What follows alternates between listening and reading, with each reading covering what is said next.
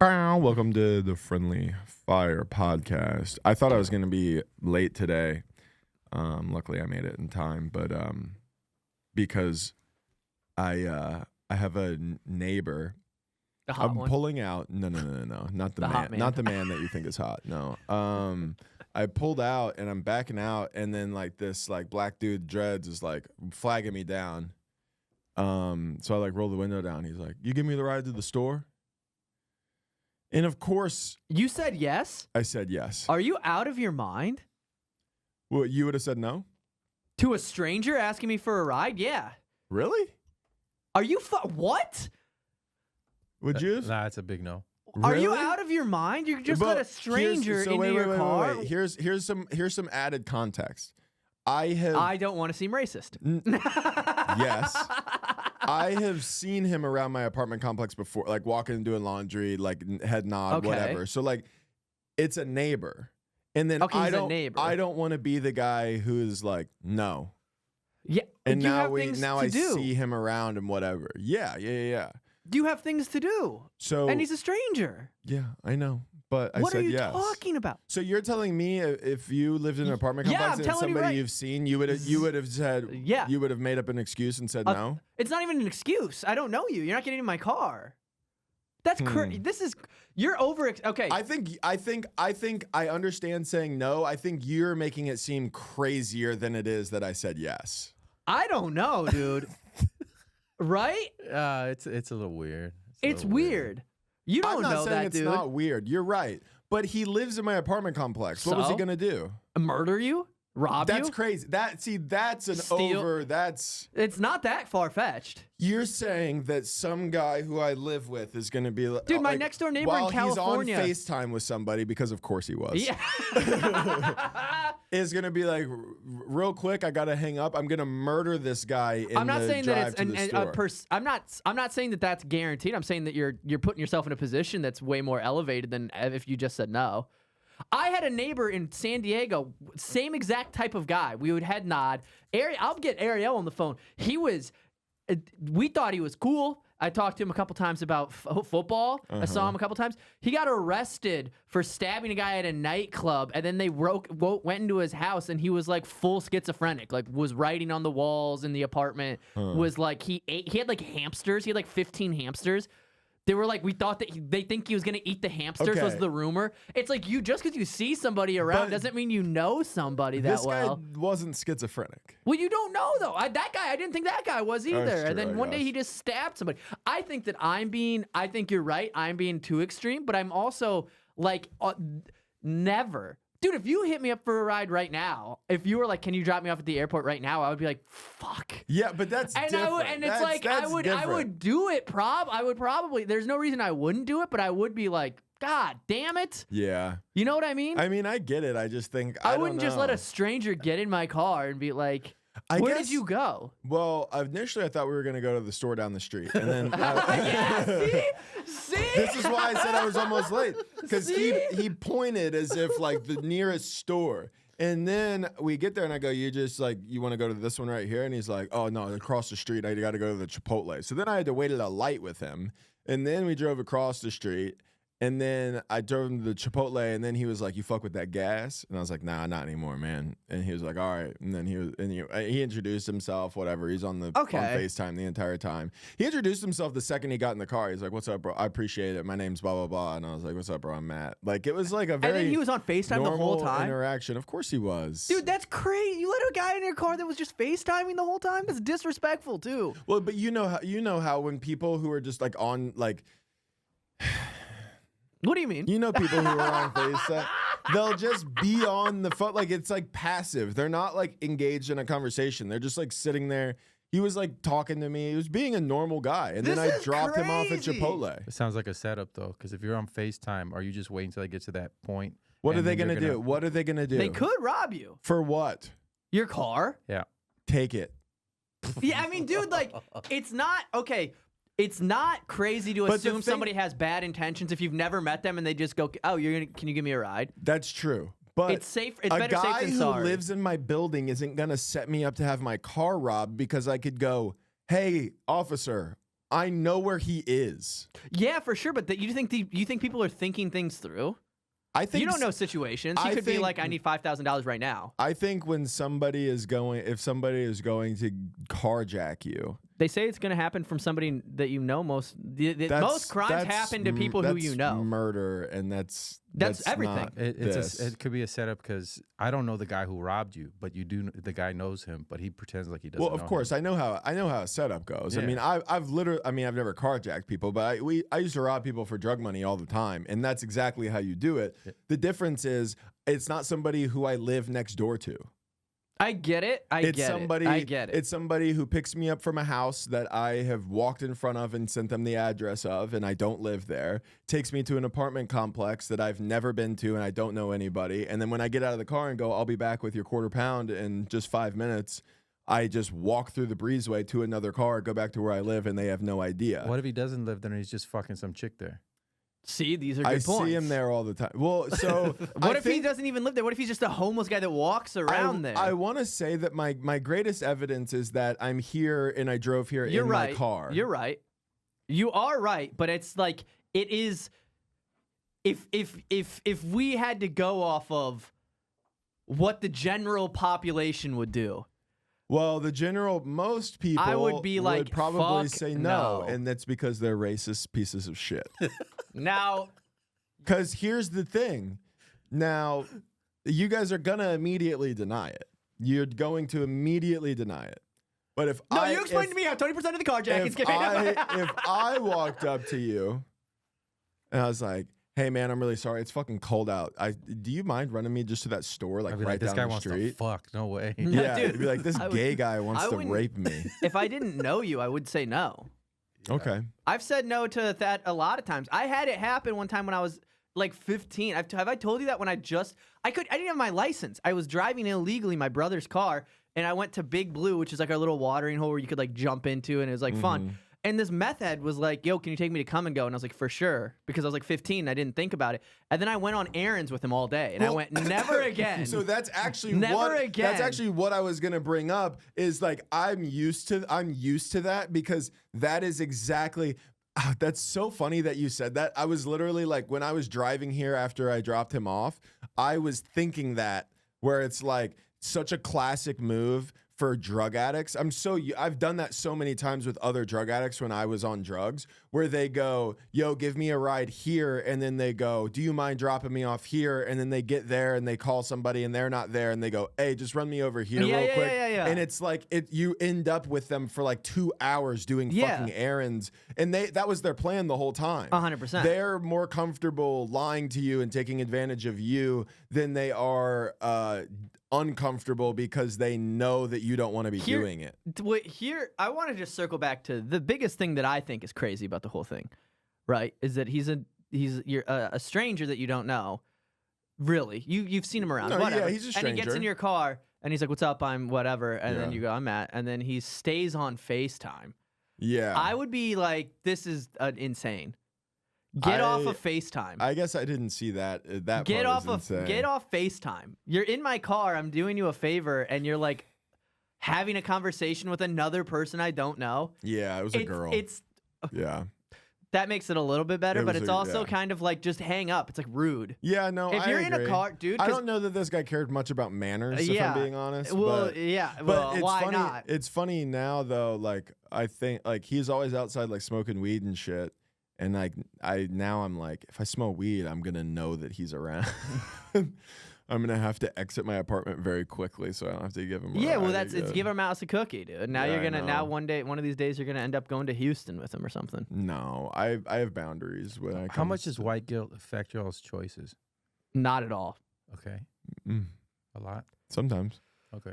I don't think if it had been a white guy, I would have been any more comfortable or uncomfortable giving him a ride. Yeah. But there is the thing where immediately you want to be the cool. You want to be cool. You don't want to seem like uncomfortable because he's a black guy for sure. You know what I mean? Like, but I don't know. He's a stranger. Yeah. Overall, it's just the fact that he's a stranger. Yeah. To me, it would be. It I doesn't. always just think White like, guilt's only affected me once, and it was when the middle of the George Floyd thing and Black Lives Matter and everything, and I posted the square, and then I almost donated $30 to Black Lives Matter, and then I didn't. Yeah. So that's why that and all that led to you. That all led to you letting him get in your car. You want to have to make up for my I wrongdoings. also have this thing in my head How where funny I'm would it be like, if I'm just being helpful to somebody, which I think is a kind thing to do. I don't You disagree know? with that. I think that's a nice thing to do, and I think we should take care of each other. But I also don't think I'm going to let a stranger get in my car. And I respect that decision. I do. I really do. Like if somebody I've helped people change tires in parking lots and stuff. I'll do stuff like that. For sure. But I would never now that I'm older, when I was 15, I let a guy meth head in my car. And it's like, And then it he clicked. took you to come and go. He got cigarettes. Yeah, and then we ended up to Charlie's house, and then from Charlie we had to go see his baby mama. And then you know what's really crazy went is back to when Big Blue. you go to Charlie's house and he runs in and you're in the car and you're waiting for him. Yeah, and I go, I should and you just go, drive. Why didn't I just leave? I'm a total stranger. Dude, there was 3 times where I was like, I should just drive away, and I didn't. Yeah. And it's also crazy that I did that and I got away with it. Like nothing happened. Well, that's the thing. I really Meth heads think aren't necessarily inherently a bad person. I really don't think most of the time people, in my experience, especially with drug addicts doing that, it is so much more important for them to be able to get where they need to go because it's so hard when you're addicted to drugs and don't have a car. Yeah. It's so much more valuable to not weird the guy out, not be a dick, not try to fuck him over, just to be able to get where you need to go. Yeah. You know? Yeah, that's more valuable than the $50 you could get if you robbed him. Right, And I was like, I had exactly. $30 probably. I probably had no money. I was like 15. Well, that's the thing with me. It's Could like, have just sucked him off. if you're going to, Getting robbed for a suck is funny. No, that's rape. that's a crazy way to word it. Getting robbed for sex. It's like, I got robbed for sex. Yeah, that's rape. Yeah. That's crazy. But yeah, I don't know. I thought of it as like my good deed for the day. No, I think it is a good thing. And overall, it was fine. It wasn't I would like he never. was like, no, I don't need to go to this store. I need you to take me down to HEB, which is like, 5 minutes the other way, which adds 10 minutes to my commute. It was like, not this store. I need to go to this one right across the street. I don't know the last time I had that much empathy for somebody that I went out of my way to do like a good deed for somebody I didn't know. Yeah. Like I've had empathy for people, and then it's like whatever, get them whatever it is, give somebody some money, or have buy a homeless guy food. 'Cause you're going stuff like into that. I just haven't. Yeah. I haven't done that in forever. I remember one time. I think back about this, and I go, "Wow, I was a piece of shit." But I also don't think that, because I think they also manipulate you. Like they know it's a con game. Like homeless people are also con man. Like they have 1,000 stories that they tell you. Yeah. To try to get you to do whatever. Yeah. And there's one that stuck with me one time when I was in it was the last time I was in LA, when I went up to do the Comedy Store last November or whatever. When I went out there, and I was on my way back from getting food, and a homeless guy came up to me, and I had a unit sweatshirt on that had the 1st Marine Division, and he was like, "Oh, brother, you were in the Marines?" He was like, "I was in the Marines too, man." And then he was like, "Man, I've been out here for 2 months. My old lady divorced me, kicked me out of the house. I had nowhere to go, blah, blah, blah." And then he starts talking to me about his time in the military and da-da-da-da-da. And then it's I'm listening to him, and I'm talking to him for 5 minutes about just his life in the military. And then he hits me with "You got any money?" And then I was like, "No, I don't have any cash on me." And I didn't. And then he was like, "Oh, no worries. You think you could get me food?" And then I was like, "I don't even have my wallet." And then I think about it sometimes where I go, I was a real piece of shit, but also he was a real piece of shit. There's two ways to feel about it. It's one that he was also manipulating that whole thing just to get me to give him something. Of course. But at the end of the day, it's also but I could have helped him. Yeah. There's 2 parts to it. Could have gotten him food for sure. Yeah. But yeah. They know what they're doing. The longer the story, the more I think about this time. This was crazy. This was you're gonna be that's nuts that you did that, and I'm gonna agree with you. This guy, covered in tattoos, face tats all over, black dude, from far away I couldn't see, and then when he got close, I mean everywhere. From the only parts that weren't tattooed were his eyeballs. And he told me this long story about how somebody in his family died and they need money for the funeral, all this stuff. And it was a long story. Like I probably listened to this guy talk uninterrupted for 5 minutes, which is a long fucking That's time. crazy. Just blah, blah, blah, blah, blah. And I was like, man, same thing. I was getting gas. I was like, I don't have any cash on me, man. And he was like, there's an ATM inside, which was crazy. And then I did it. Oh, how much? I went in, I got a 20 out, and then I broke it. And I think I gave him like $5, something like that. I didn't give him that much. But then, you know, it's like, there's a $3 surcharge on the ATM. Yeah. And Now I you have lost $15 $5 and lose and then, cash. and it was I hate just having cash. It was just one of those things where I just sat for too long and listened to him for too long and then like when you go, I don't have any cash, and he goes, there's an ATM inside.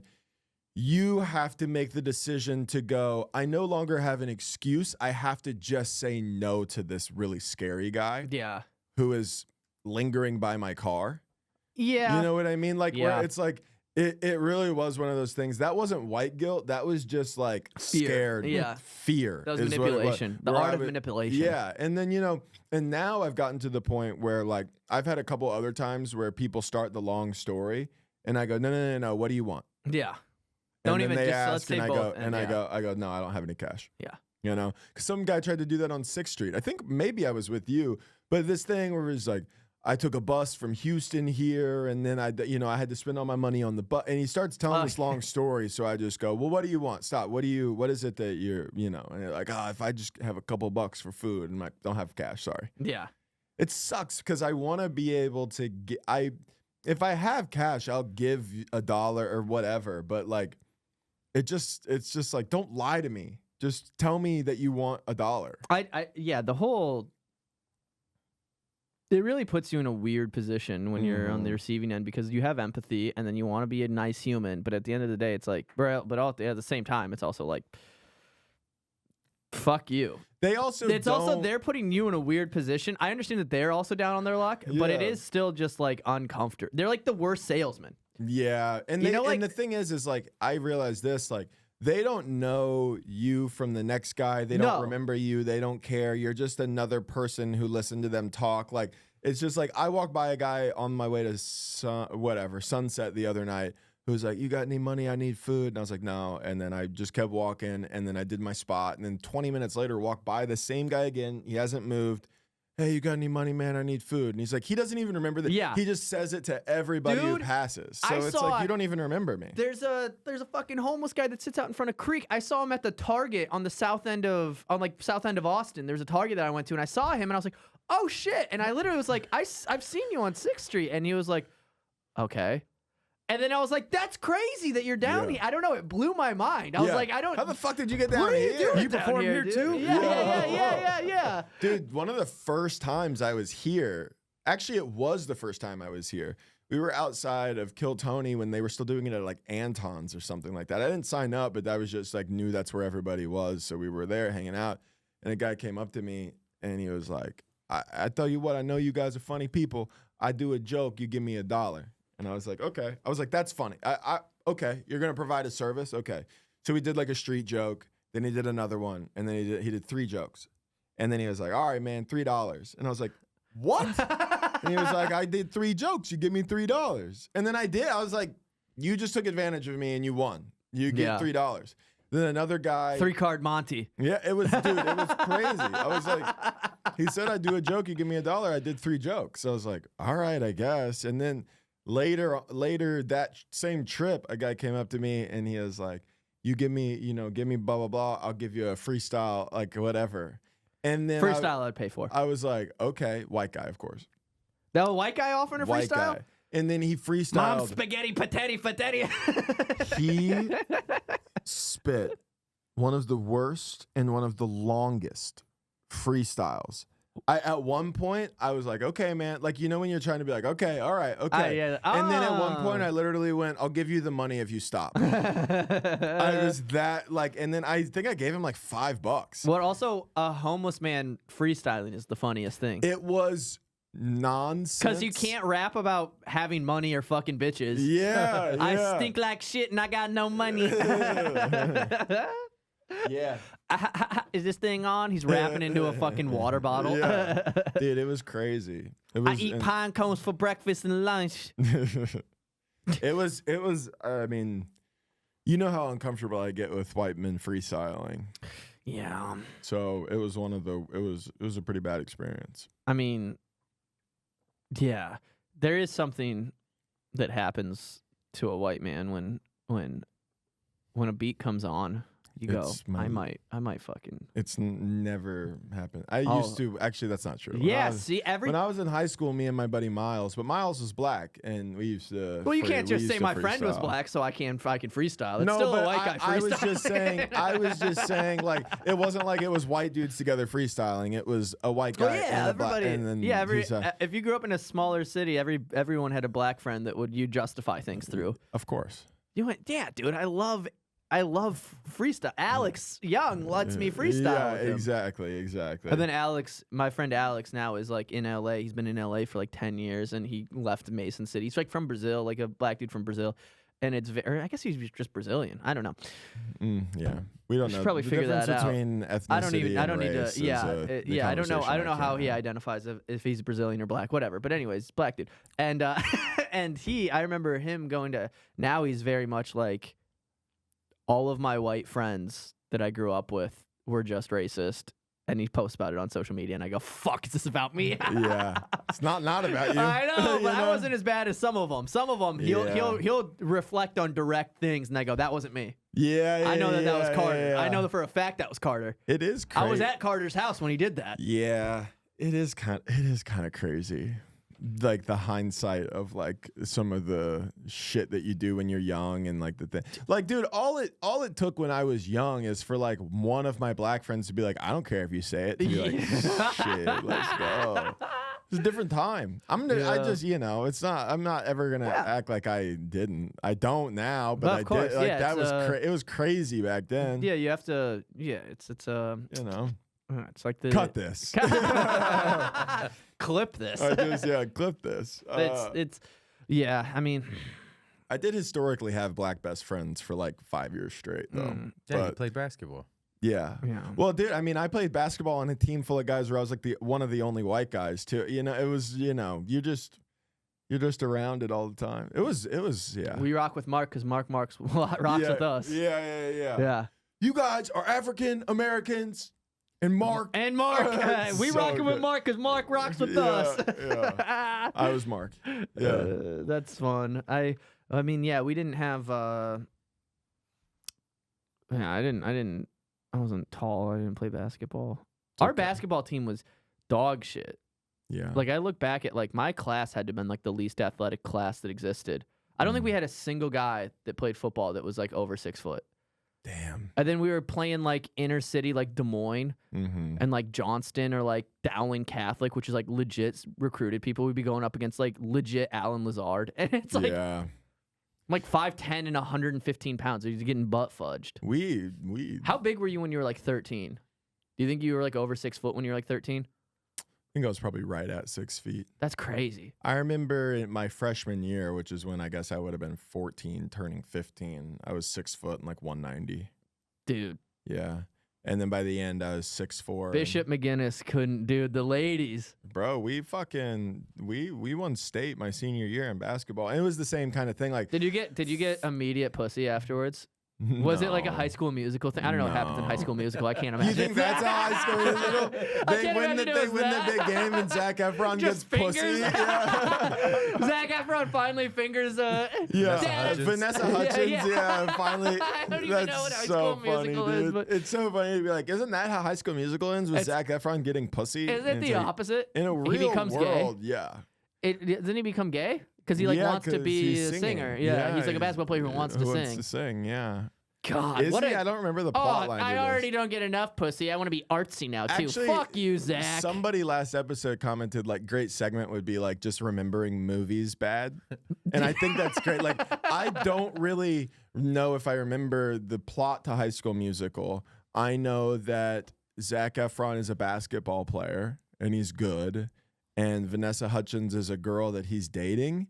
And then I don't remember if they win the big game or if he does finger her after. They definitely leave that part out. I don't know if the fingering is implied, like that. Or is it a private school that they're going to? I don't. Or is it think public? So. If it's public, he's fingering. I'd see. The thing is I don't think in school musicals like that you can say, or like just like Disney Channel stuff specifically, that they can be like, this is a private school. Or this is. I think they just go, this is a school. This is a school where everybody's whimsical and breaks out into song. Yeah, think about how crazy that would be if like life was a musical. Like if we're like sitting here, then like Josh turns a beat on, it's like, and then I started. Yeah. Dude, and then I gave my black neighbor a ride. and it was okay. I wasn't afraid the whole time. Everything was fine. He was on FaceTime. Dude, also my neighbors, out of nowhere, one of my neighbors is just arguing with her boyfriend constantly, and I can hear it through the wall. Who's winning? At like 2 a.m., it sounds like neither of them are having a good time. Yeah. But it's... Do you ever hear what he's... I would have an inclination to agree with the man, probably. So when I'm in my bathroom, I can... If they were speaking English, I would be able to tell what they were saying. Well, by the dialogue and the tone and what's happening, you could probably tell who's winning. I will say... Because an angry woman is probably losing. Yeah. A woman who's fully composed is scary. Yeah, If a that's guy's true. yelling and a woman is composed, the man is fucked up. If the man is yelling and the woman...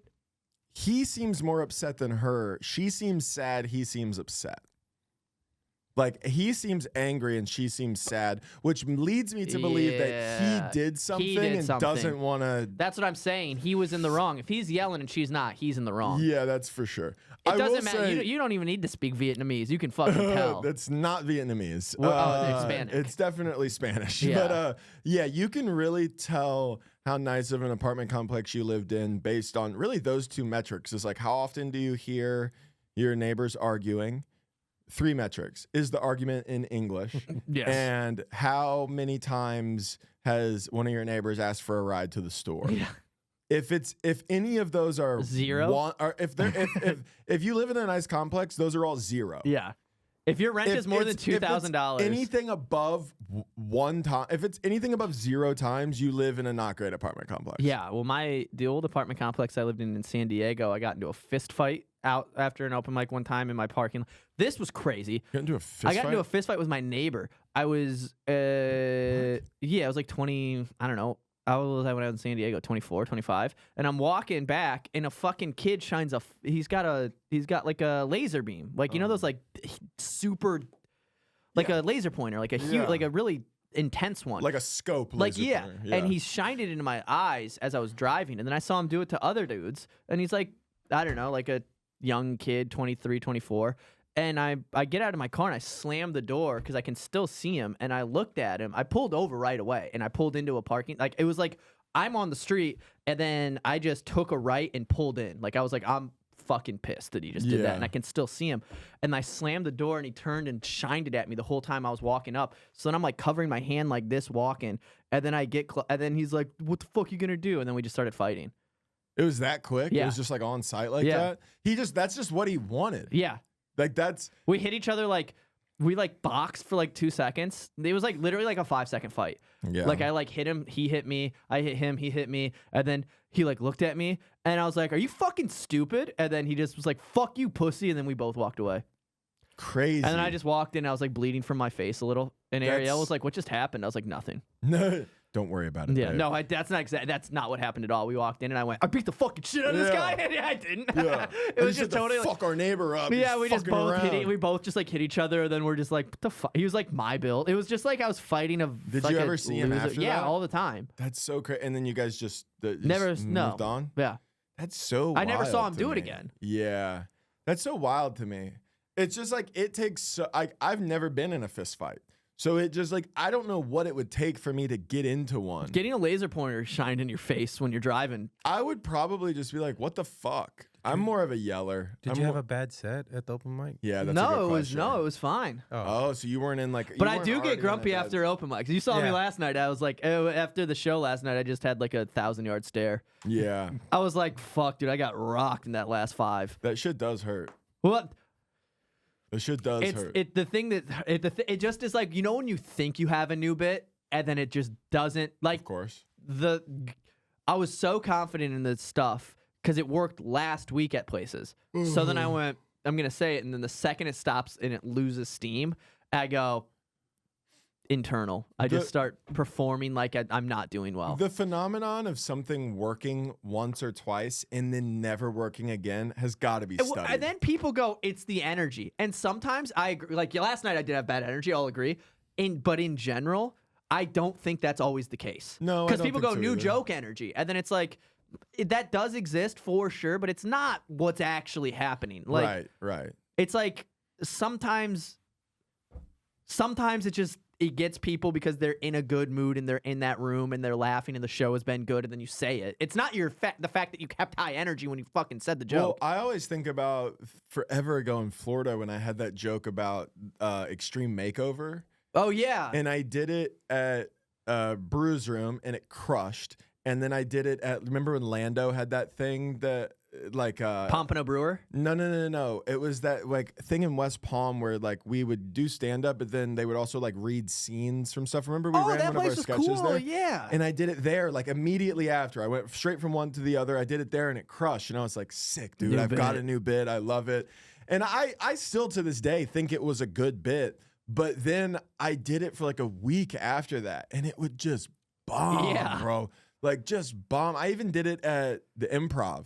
And it didn't do well? And like it did like meh. Like, you know, it was like good set, work this in. And it's like a very noticeable like fall off. Yeah. And I would just be like, what the fuck? And then you just give up. Yeah. And you go, why that night twice in a row? And not for like hot, a smoking hot room, for like open mic crowds that are like 10 people. It was just like hitting. Dude, like it just doesn't.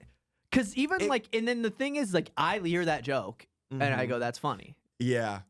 It's funny. Yeah. And then you hear it to tell other comics, and other comic goes, oh, that's funny. That doesn't work. Uh-huh. And then you go, I don't. The opposite was happening a lot with me with Florida, too, which is like I used to try stuff in like Brews Room and it wouldn't work. And now I do it here and it works really well. I tried talking about pre-workout in Florida and it's bombed. And now it's like how I open my sets and it does like almost nothing different. Yeah. It's like, this is crazy. So bizarre, man. It's just all of it's fresh. But yeah, I got shell shocked last night talking about living with fucking. I still think it's funny to picture Jack shooting Osama bin Laden, being like, that's the bit that I've been trying to do is like hit like the last thing Osama bin Laden. Ground. Yeah, the last thing Osama bin Laden hears is the American or the Boston accent is funny to me. Get on the fucking ground, go Sox, and then it's like that's it just doesn't work, dude. Last week at East, people were like applauding a little. Yeah. It was like getting clapped and it was like a huge pop. And then like that was like, no, I guess that was 2 weeks ago at East, where the week that I got back, I was like, nice. It murdered in Florida. I did it. It was one of the 2 shows I did. I did it at both shows in Florida at the Don't Tells. Crushed. And so I went going back to Austin, new bit, works the first week I'm in town, the last week and this week, bombing. Yeah. And I go, what happened? Yeah. What happened? And I listen back and I play it and I go, I said it the same way. Yeah.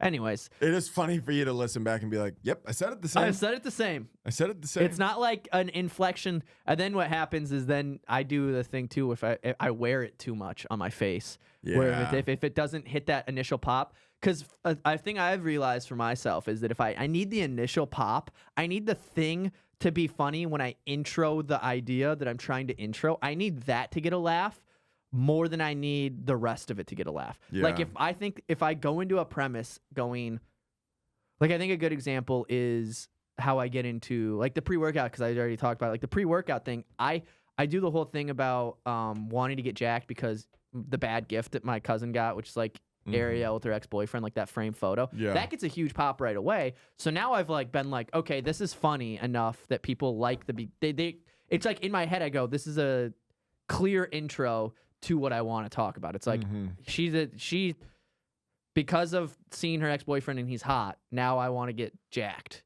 And then I start talking about pre-workout. Yeah. And it's like if I don't have that intro to a bit, I feel like I don't want to do the bit, which is so weird. I hate the silence up front because then I feel that I'm not going to get the pop at the end, which then if you don't get the pop at the end and there's silence up front, it's so weird.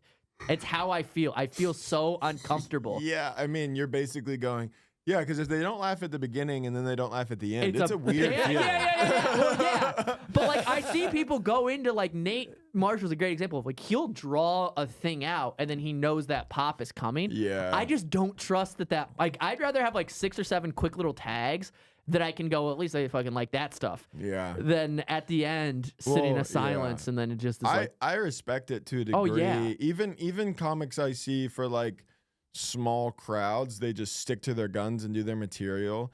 And like they'll do a joke that bombs and then they'll just immediately go into another written joke. And I'm like, I don't know how you have that. I don't know how you have that tough of a like. I immediately will be like, so like you guys fucking hate me. That's what I literally like, did that last night. I literally did that last night. After the Mexican joke. Yeah. Well, the Mexican joke bombed. Great. Mexican dudes. Not enough Mexicans were there. Yeah, they disagree with you before they agree with you. I'm like, It's no, funny- for real. It's funny just bombed so bad, it that went worked nowhere. so well in San Antonio. It's like, yeah, obvious, you know. Yeah. Because they were there. Yeah. Yeah. I'm just gonna get that on a clip and post it. Yeah, dude, that's what you got to do. That's what you got to do. You Yeah. got to go back to San Antonio. I gotta go to San unfortunately. Antonio. I'm gonna hit Kevin up. Be like, let me get a guest spot. Hey, let me do 5. I'll drive 2 hours. Last time, dude, that fucking God. I might have already talked about it, but that I did the weekend there. I don't know, like 4 months ago when I opened. I hosted for somebody, and then I drove on the way there. The weekend down to San Antonio. That club is great. I love the club, but that drive is like 2 hours from where I'm at with traffic. So it was 2 hours on the way down and then like an hour back. So it's a 3-hour commute every night for 3 nights. The shows were like good. They were fine. It wasn't anything spectacular, but it's like I could have done like 3 or 4 spots here at one night versus going all the way down there. And then and it was only I was getting club pay, so it was like $250. And I'm like, whatever. The hang was bad. I was like, this is awful. It was like everything except for the fact that I'm doing shows that have like 100 and something people in it. This all stinks. The commute opportunity lost of being in Austin just close. And then I'm on my way back and I got paid and I went, you know what? I was like, no, this is fine. At least I made a little bit of money and I was like trying to think on the bright side. I'm like, you know, and I'm in with the club and the club likes me and I like this club and this is good. This is good. And as I'm driving back, I'm like, at least I made like $250.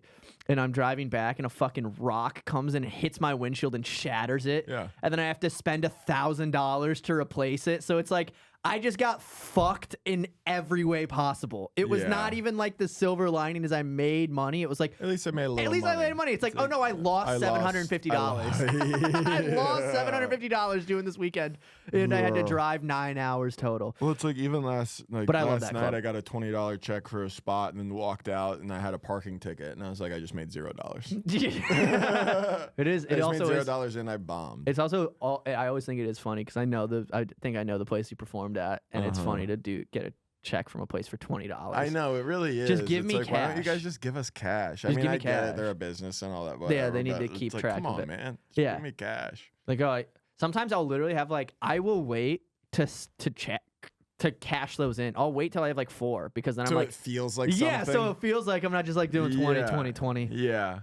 It does feel silly And to then I go deposit. $80. I'm rich. I one time got a check for $16 from there, and it feels so silly. It's like at a certain point, it's almost like I'm not even gonna fucking cash yeah, this. just Are like you I'll kidding me? I just like the spot. Yeah, I just want to get better at exactly. the thing. Yeah, you want to know? Here's a joke that I'm working on. Let me know if you think this is funny. Okay. I don't know if I have anything at all. Okay, yeah. See, this is the one where I know it's gonna get weird in the audience, so I'm like nervous to say it, and I've talked about it before. But there's that bridge in Scotland that they call it the dog suicide bridge. Have I told you about this? And that's how I'm gonna say it on stage too. I go, have you guys heard about this? And then everybody's gonna go, no, and I go, let me tell you. There's this bridge in Scotland that they call it the dog suicide bridge, and dogs at like an alarming rate like jump off of this bridge with like a 50-foot fall. And scientists have like investigated it, and it's because of the way that the landscape sits that the dog's their depth perception when they're low to the ground like that, and the way that the valley kind of runs into where the bridge looks, the landscape makes it camouflages. It doesn't look like, to the dogs, it doesn't look like there's a drop off. Okay. But dogs were like unexpectedly jumping off of this bridge for like years, and they started nicknaming it the Suicide Dog Bridge, and people were still taking their dogs there. Yeah. And it's like if that bridge was named "We Cut Your Cock and Balls Off Bridge," I'm not going to that fucking bridge. That's yeah. Anyways, you see why I haven't said it on stage. Anyway, you see where I'm going with this. You did It's I remember when you did the peacock thing on stage after doing it on the podcast. Do you remember that joke? What's the I went to the zoo. where's the poop vagina? That's just like an anti-joke that I like. Yeah, I went to the zoo the other day. I saw there's a lot of peacocks and went, yeah, these are cool, but where are the poop vaginas? I was dying in the back. I was like, no, you fucking. Yeah, dude, that's sometimes crazy. well, sometimes those are just for me. Do you know what I mean? Yeah. Where I go, I'm gonna do this because I know it's obviously not a joke. I would actually. It's like, let's just have fun. Yeah. I would never actually be like in front of a ton of people and do it. Where the poop vaginas is crazy. And I went, what, turd pussy's too vulgar. You can't- Turd pussy to you is worse than poop vagina? That's so crazy. I have this idea. I don't think I can turn it into a bit. It's just like where did I say? I don't remember where I said it. But you know when you do that, you know when you are like you walk up to a buddy and you do the thing where you slap hands and then you hug? I feel like it's such a funny thing. I feel like that makes it like a manly like introduction, but you're just hugging. So, but like the hand slap before the hug is basically like the physical, it's like the physical way of being like, no homo. And then being like, oh, that's funny. But it's like, I don't know where to like, Yeah. that's it. Yeah. That's it. Yeah, it's a funny concept. But you have a handshake bit, right? Don't you? No. No, it's something with your hand that you do. I don't think. Oh, I do the wrist thing. Yeah. The wrist but thing. I don't think the handshake thing fits into that. There's another idea that I there's so many where I always go, I need to write more. And then I look at some of the stuff that I write down and I go, there's no way this is a bit. You're like, I need to stop writing. Yeah, I thought this one's funny to me. Paying the toll online, where I can't wait to see where this goes.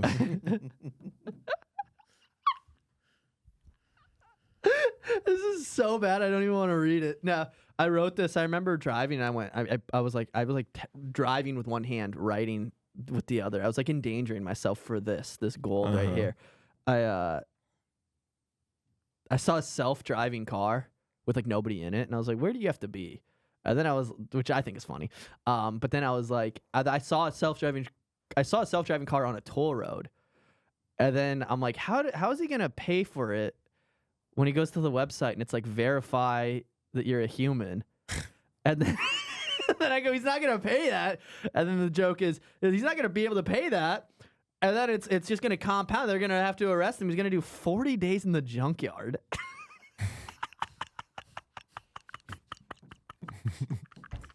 You guys can use that one if you guys want. You guys can use that if you want. What is prison for the driverless cars? It's just the junkyard. Yeah, for the cars that don't have drivers.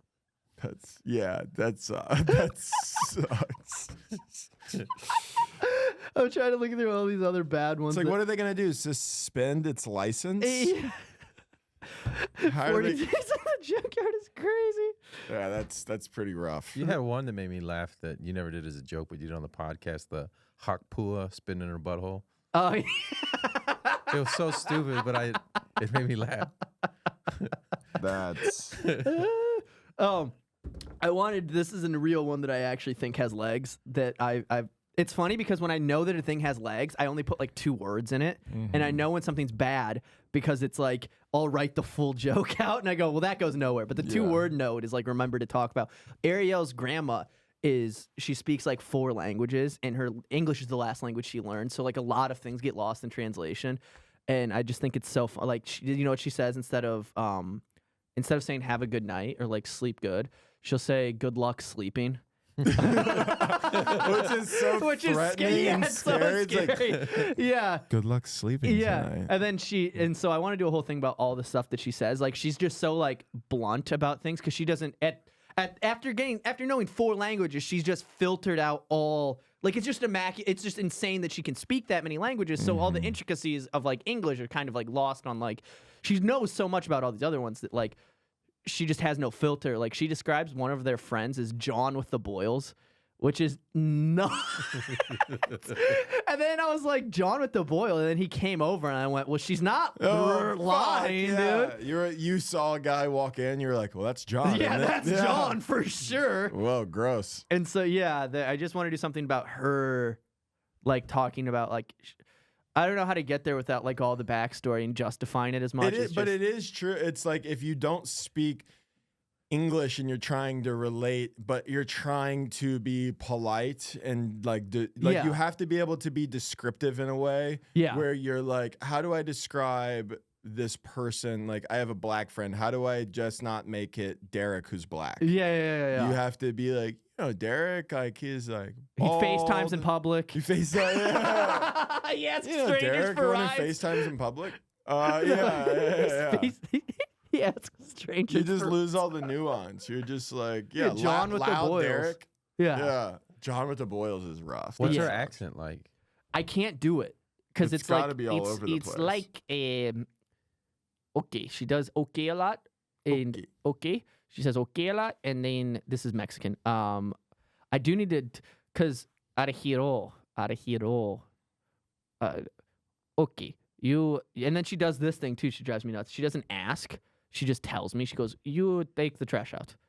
Yeah. And then I go, "Well, yeah, I you will." Can be polite about it. Yeah, you can be polite, but then it's like she doesn't. No. You drive the trash. Yeah, dude, fuck. Say good luck sleeping in that accent. Good luck sleeping. That's and it's funny too because like when she said it, she would say it when we were in the kitchen. We were in the kitchen, and I would be like walking to bed, and I would turn back, and she'd be like, "Good luck sleeping." Good luck sleeping. I will be in your dreams. I will see you in your dreams. And it's like, all right. Oh, God. Also, they spit. This is the thing I want to do, but I just don't like being that vulgar because I'm trying to not be as vulgar because I have a lot of stuff that I kind of go, I don't like that anymore because it's kind of vulgar. But the thing that Greek people do is they spit on each other as like a sign of good luck. They go, gross as fuck. They go, how when they meet culturally does that? I don't. If somebody spit on my hoodie, they don't actually like spit, but it's like, like. And then I was do you ever do it to them? Fuck no. Okay. Well, I do it to one of them.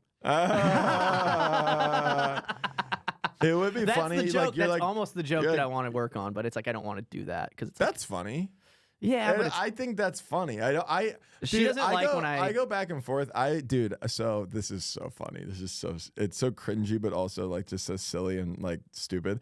I was listening to Lil Peep the other night, and any epiphany because of Lil Peep is so funny. Here's the thing: Lil Peep gets written off as like some like bullshit SoundCloud rapper, but it is also really undertold and underappreciated the fact that he was kind of the one who started that. It's like T-Pain with autotune, right? Like there was a time frame where T-Pain was like shit on because it was autotune. T-Pain is an amazing singer and songwriter and composer, all that.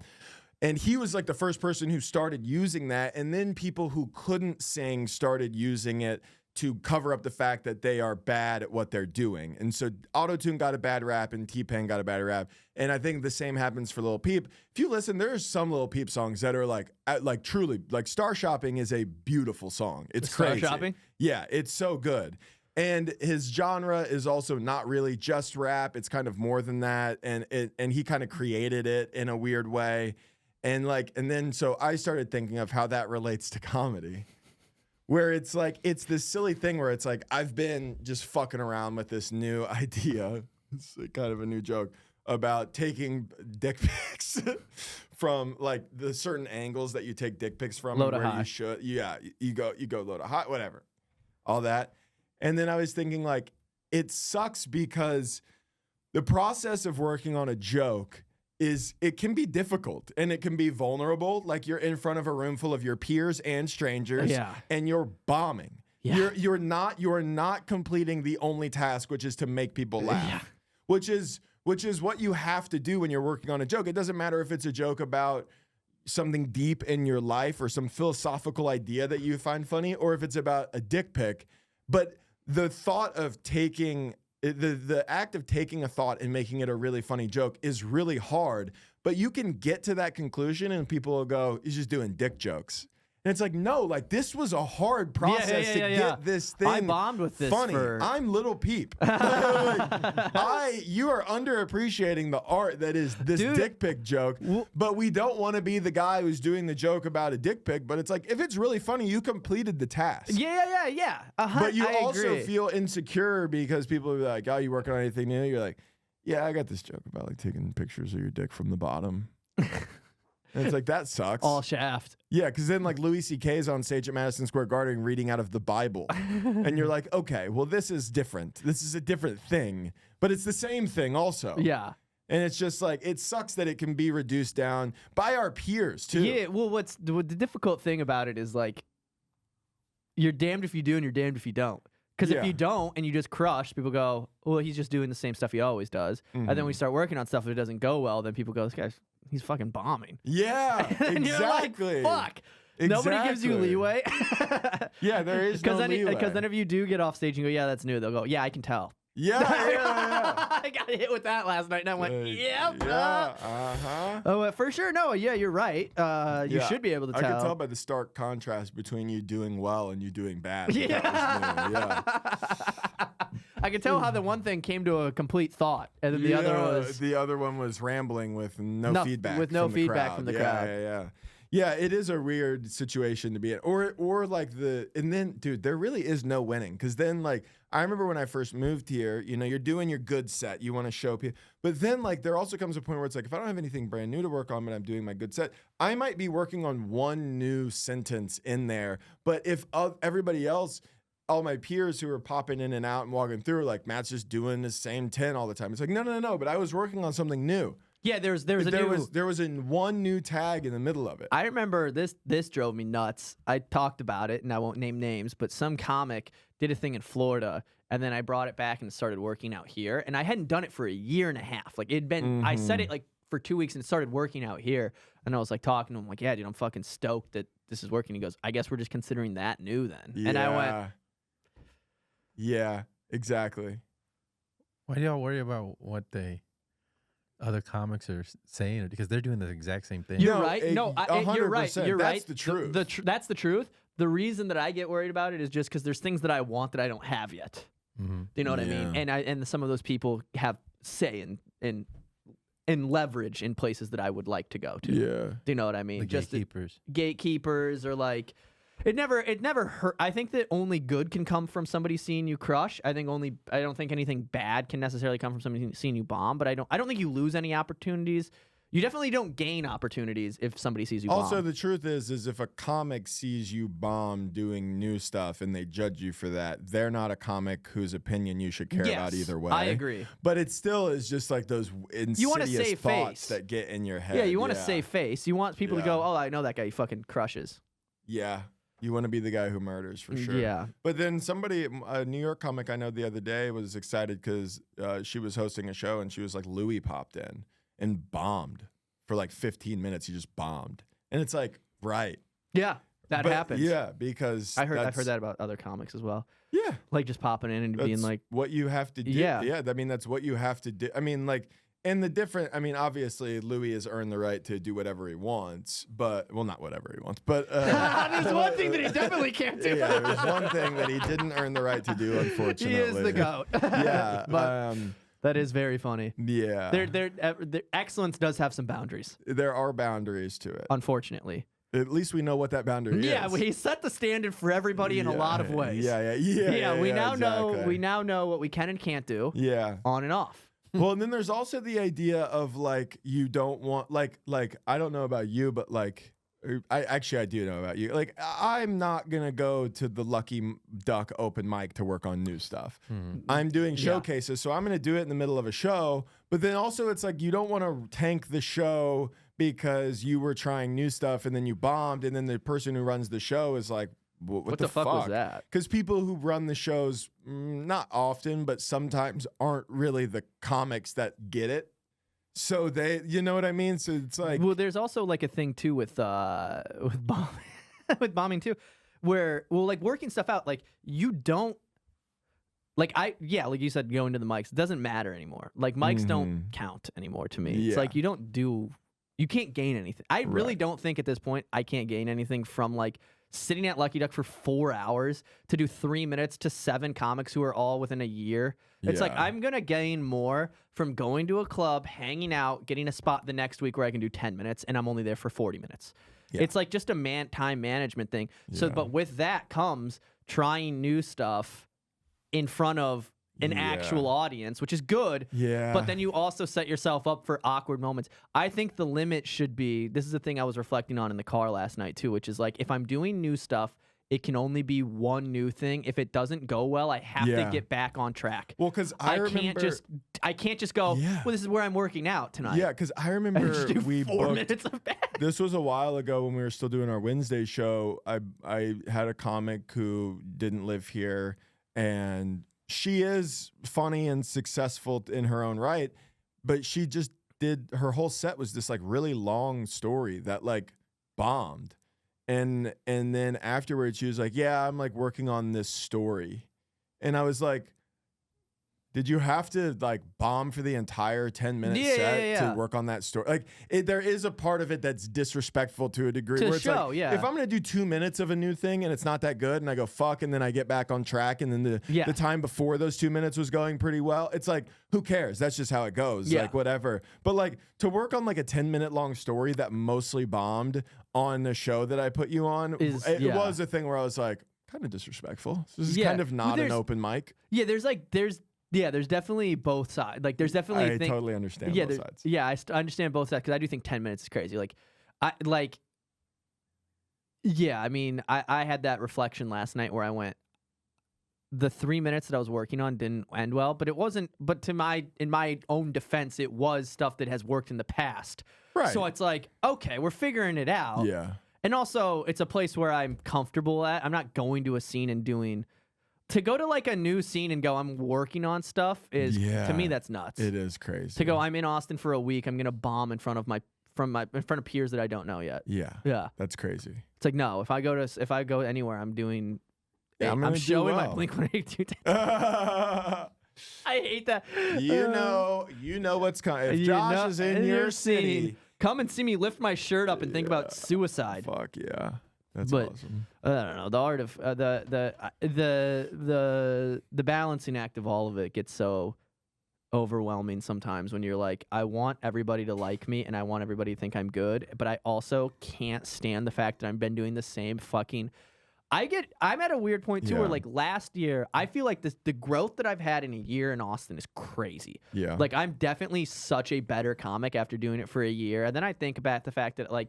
I didn't even really do it for the first year. And so I'm almost like, I know this isn't the case. This is just like how I view it in my head. I'm like, it's almost like I didn't even do comedy before I moved out here. Like in a way where it's like, this is like the first time the training wheels came off when I'm out here. And it's like, now I'm like really doing it versus like when you do it for however you do it in Florida every 3 shows or three mics a week or whatever that are worth going to. And then one of them, nobody shows up. And then all of a sudden, but now you're in like a scene where it's like every show has people. So now you're like actually doing it. Yeah. In a way. Do you get what I mean? Well, yeah, it's like it's like now I'm finally figuring out like going pro in a way or something. It's like I'm not just training at a I think about this when it comes to like somebody like Cam who has not been doing comedy for very long. But because since he got here, he was loved, and then now he can show up to any show and they'll put him on. Yes, exactly. And so the amount of spots he's been able to do in the year that he's been famous equates to so much more stand-up than just a year. Yes. You know what I mean? Yeah, it's like when people like I got good at golf really fast, and people are like, you've only been playing golf for 2 years and you're that good, and it's like, yeah, but in comparison to most people my age who are not playing golf professionally, obviously, like it's just recreational, I've probably realistically played 5 years worth of golf in 2. Like just going at it every day. So it's like that is what like Austin's like, where it's like it's like so much more feedback opportunity to do good shows. Like I think I would equate, like there are times where a week here is 3 months worth of shows in 100%. Florida. 100%. Dude, And you think about it in that regard, and you're like, if 1 week is 1 month there, yeah. and I've been here now for 50 plus weeks, Yeah. it's Dude, like it's nuts. that's crazy when you think about it like no, that. it's nuts because then I even listened to back, like I was going through old stuff last night, or not last night, 2 or 3 nights ago. I was at the gym and I was just like doing cardio and I was just trying to figure out if I had anything worth trying to bring back. And I was listening to I can't even listen to like a year ago. It's like crazy stuff that like a year ago I was like thinking it's like so good. I'm like, nuts. I'll go through and like archive old clips and I'll watch them and I'll be like, this is embarrassing. Yeah, dude. This is awful. And I was fat. Dude, I saw your sports clip. Fucking, I almost sent it to show it, but then I went, that's too far. Dude, I'm already getting I knew this was gonna happen. I will say, that red backdrop looks hard. Yeah, dude, it's a good photo. It's sick, and they were taking pictures of me where I was like, "Fuck, I wish this was like." I wish I was in a shirt that wasn't like the whole idea. The hat is so dumb. Well, so here's what happened. Here's how I got it and why I did it. First and foremost, why I did it is because Bianca sent me the flyer for it, and it was $1,800 is what the pay was going to be for 2 days of work. So I was like, yeah, obviously, if I can get this, that's great. But when they pitched me the idea, it was this thing where they were like, we're doing this promo for like National Hat Day.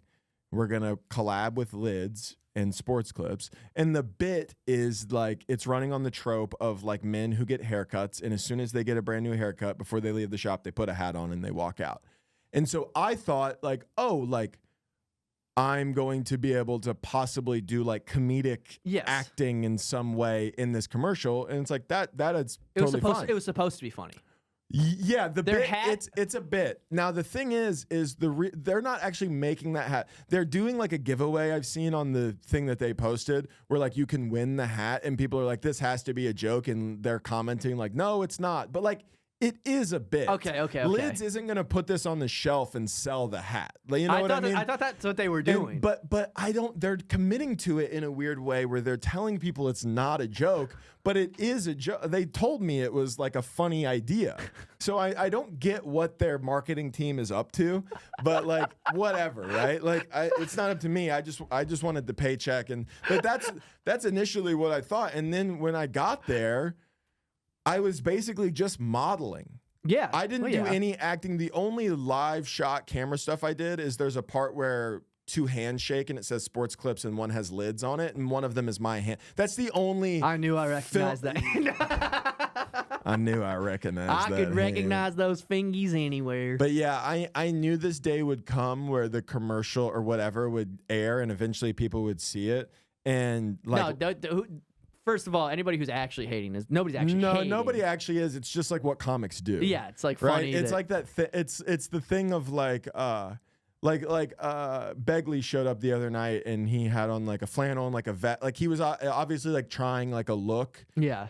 And I was like, why are you dressed like you just finished hunting? Yeah. And he was like, I'm just trying to look. It's like, you can't even do anything around comics. I was like, yeah, you can't. No, you can't. I tucked in my t-shirt twice and people were like, what the fuck are you doing? You know what I mean? Like, you can't try anything. Yeah. And I knew this would happen. But then like a couple people have like messaged me or like tagged me or whatever. And then I went to Creek last night after my spot and to say hi to a comic I know who's in town, and Timmons was there.